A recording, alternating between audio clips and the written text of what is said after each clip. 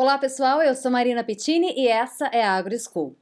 Assunto do momento é reforma tributária.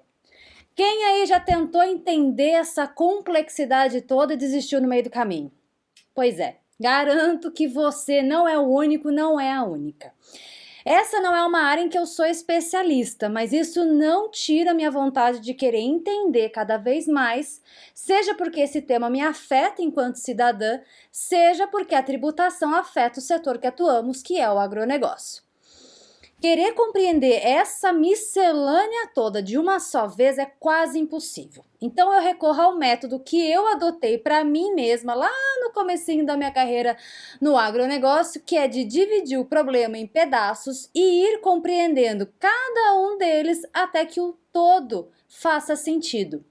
Como num exemplo que eu vi certa vez, né? Se a gente quiser desenhar um elefante, por exemplo, a gente precisa não desanimar, né? E isso poderia ser muito fácil, porque a gente ia dar de cara com aquele bicho daquele tamanho, né? Imaginando aí justamente o trabalho que daria para reproduzi-lo.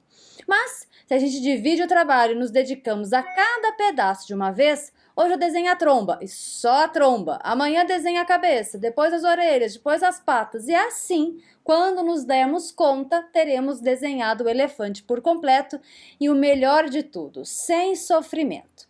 Então, vamos fazer dessa forma. Então, como vocês, eu vou começar a falar hoje aqui sobre reforma tributária. E nesse primeiro vídeo em especial, eu vou fazer um resumo com as principais mensagens de um debate riquíssimo que foi realizado ontem pelo IBDA, que é o Instituto Brasileiro de Direito do Agronegócio, que teve a condução pelo querido Ivan Vedequim e a participação do Renato Conchon, da CNA, do Paulo Vaz, da VBSO Advogados e do Rodolfo Margato, da XP Investimentos. Então fica aqui meu agradecimento também ao IBDA, ao Renato Buranello e à equipe, né, Bárbara principalmente, pela importante contribuição à sociedade ao promover esses debates públicos, né, sobre esses temas que são tão fundamentais a todos. Então você fica à vontade aqui para deixar o seu like, o seu dislike, enviar os seus comentários e para a gente poder destrinchar cada vez mais esse tema. Então vamos lá, vamos começar a falar sobre reforma tributária.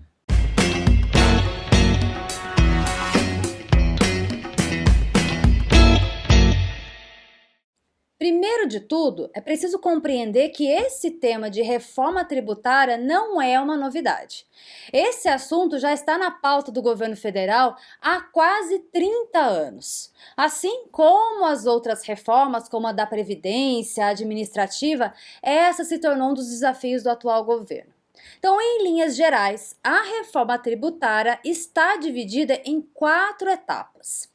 A primeira etapa: substituição do PIS/COFINS pela CBS, que é Contribuição sobre Bens e Serviços, conforme o projeto de lei número 3.887 de 2020.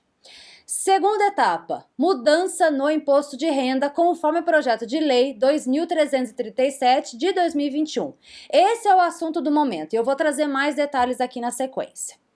Terceira etapa, mudança do IPI, que é o Imposto sobre Produtos Industrializados, que deve se tornar um tributo seletivo, aplicado a bens como cigarros, bebidas e veículos. E quarta etapa, desoneração da folha de pagamento. Ok? Então, são essas 4 etapas que fazem parte aí da reforma tributária. A etapa 2 é o que está sendo amplamente discutida no momento, já que o projeto de lei foi apresentado em junho desse ano. Então, vou me ater a trazer mais detalhes sobre essa e em outro vídeo eu comento sobre o status da etapa 1. Tá legal? Então, vamos lá. As mudanças, né, elas terão impacto sobre 3 aspectos principais, tá? Se a gente pega lá o projeto de lei, fica fácil identificar isso, que é pessoa física, pessoa jurídica e mercado financeiro de capitais. Então, começando pela pessoa física, 2 pontos foram destacados justamente nesse debate promovido pelo IBDA, que o Renato Conchon quem trouxe. O primeiro é que nesse projeto está previsto uma atualização da tabela progressiva do imposto de renda, que desde abril de 2015 não é atualizada. Aqui, conforme foi comentado no debate, eu reforço o meu ponto de dúvida Quando se fala de uma reforma, deveria ser algo estrutural, né? Uma atualização de tabela em consonância com a inflação, ela deveria ser um procedimento de praxe. É como cuidar da nossa casa, né? Uma troca de lâmpada queimada é um serviço de manutenção, não é uma reforma. O segundo ponto é com relação à limitação da utilização do regime simplificado na declaração do imposto de renda. Trazendo para o contexto agro, conforme censo de 2017, no Brasil, 98% dos produtores rurais, eles operam sobre a pessoa física. Então, há um impacto também sobre essa mudança. Agora, sob o aspecto de pessoa jurídica, o buraco é mais embaixo. Sem entrar nos pormenores, e de novo eu reforço o convite para quem quiser se aprofundar e assistir a live, que está disponível no canal do IBDA, eu vou deixar o link aqui na descrição do vídeo para vocês. O ponto central é: como se dará o equilíbrio entre a redução do imposto de renda para a pessoa jurídica versus a proposta de tributação sobre os dividendos? Lembrando que dividendos são uma parte, né, dos lucros de uma empresa que são distribuídos aos seus acionistas como forma de remuneração. Ou seja, se vai reduzir de um lado e aumentar do outro, quanto que vai ser lá no total, né? Conforme a demonstração do Paulo Vaz, hoje uma empresa média no Brasil paga no mínimo 34% de imposto. E o que se espera é que essas alterações somadas, né, fiquem aí abaixo disso. E um terceiro aspecto é com relação ao mercado financeiro e de capitais. E aqui o destaque vai para as alterações propostas, né, sobre os fundos de investimentos.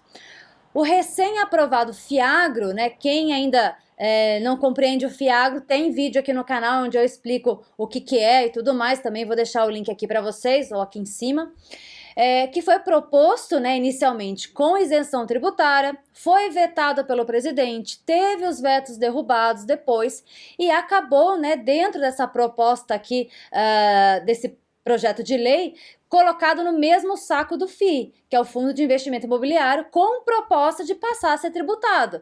Ou seja, o fundo que foi aprovado recentemente, teve toda uma discussão para isso, acaba entrando novamente nesse contexto de ser tributado, acaba perdendo então dos seus principais atrativos para os investidores. Além disso, né, acaba trazendo insegurança jurídica para quem quer investir no Brasil, diante, né, de todas essas situações que ficam aí incertas. Então, os ajustes, pessoal, eles são necessários por diferentes motivos, como o destravamento da economia nacional, aumento da nossa competitividade frente a um cenário internacional. A gente sabe também que há limitações para se trabalhar com os ajustes em razão do cenário aí pós-pandemia, que a gente ainda está vivendo, não sabe exatamente quando vai se concluir esse pós, né? Onde o mercado precisa se recuperar e alguns setores sentirão mais impacto que outros. No entanto, há que se olhar também para o nível de gastos do governo, né? Como o Paulo Vaz trouxe no final do debate, né? A gente está olhando muito mais para o remédio, mas quando deveria estar olhando para a doença, né? O tal do rabo abanando aí a vaca, né? A gente precisa realmente equilibrar melhor essas percepções. Da mesma forma que olhamos para nossas empresas e a gente busca mexer, né, em diferentes alavancas para otimizar o resultado, entendemos que isso é o que precisa ser feito através dessa reforma, de tal modo que o resultado final ela seja melhor do que vivemos na atualidade, mesmo com todos os desafios. Enfim, eu teria muito mais para comentar com vocês aqui hoje, mas eu vou parar por aqui e eu quero ouvir de vocês, se vocês se interessam por esse tema. Se sim, deixem aqui seus comentários que aí a gente vai trazendo mais informações em pedacinhos para vocês nos nossos próximos vídeos. Esse assunto ele é de extrema importância e é preciso que a gente vá compreendendo, nem que seja aos poucos.